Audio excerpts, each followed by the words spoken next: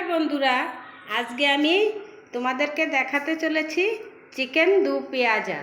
তার জন্য আমি 500 গ্রাম চিকেন নিয়েছি, আর নিয়েছি আদা বাটা, রসুন বাটা, আর জিরা বাটা, আর ধনে বাটা, আর একটু লঙ্কা বাটা, দুটো গরম মশলা গোটা, আর একটু পেঁয়াজটা নিতে হবে বেশি। 500 গ্রাম চিকেনে আমায় 250 গ্রাম পেঁয়াজ নিতে হবে। এবার দেখো আমি রান্নাটা শুরু করছি।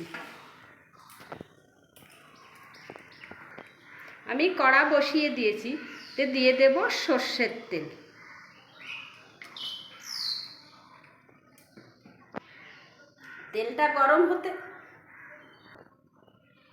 তেলটা যতক্ষণ গরম হচ্ছে আমি মশলাটা ম্যারিনেট করে নেব।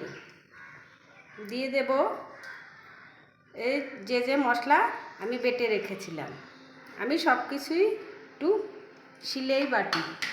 আর দিয়ে দেব স্বাদ মতো লবণ,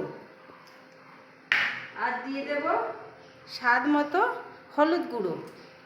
এবার আমি সবটা মাখিয়ে নেব।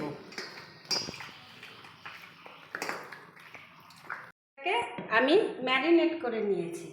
এবার আমি দিয়ে দেব কড়াইতে দুটো গোটা গরম মশলা আর দুটো শুকনো লঙ্কা, আর দিয়ে দেব একটু জিরা।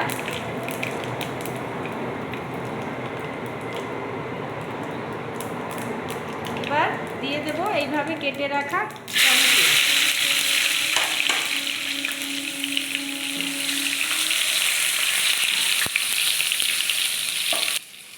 এবার দিয়ে দেব ম্যারিনেট করে রাখা চিকেনটা।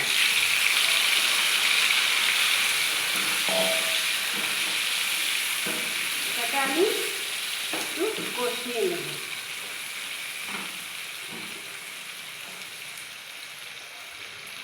এবার আমি ঢাকা দিয়ে দেব।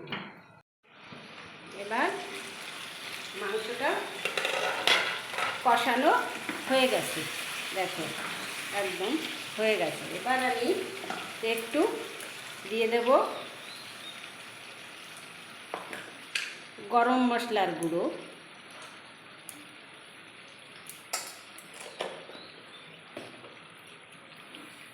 গরম মশলার গুঁড়ো দিয়ে এটাকে আমি নামিয়ে নেব।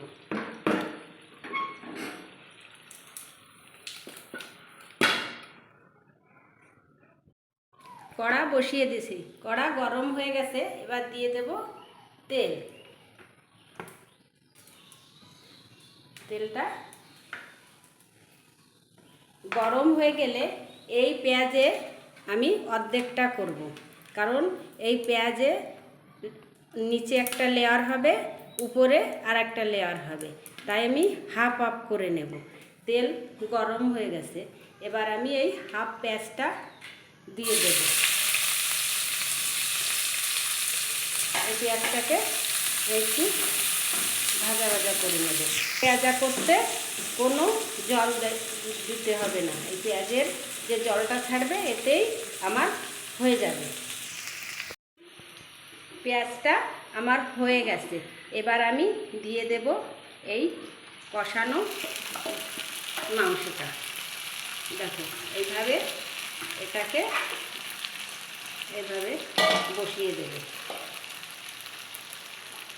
তারপরে উপর থেকে যে আমি অর্ধেকটা পেঁয়াজ রেখেছিলাম ওই পেঁয়াজটাকে আমি ছড়িয়ে দেব।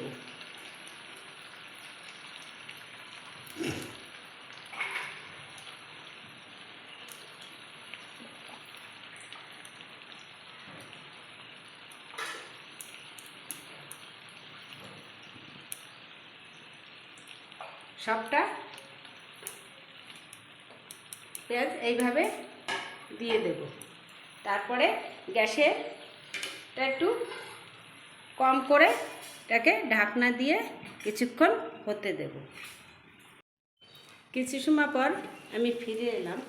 দেখো চিকেনটা একদম রেডি। আমি একটুও জল দিইনি, কিন্তু পেঁয়াজে এতটা জল ছেড়েছে।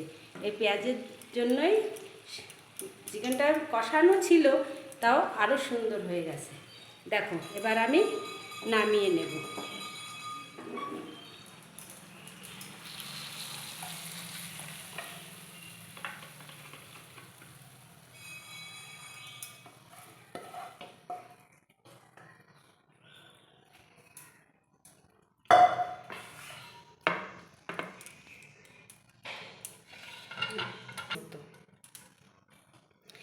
এইভাবে আপনারা করে খেয়ে দেখবেন।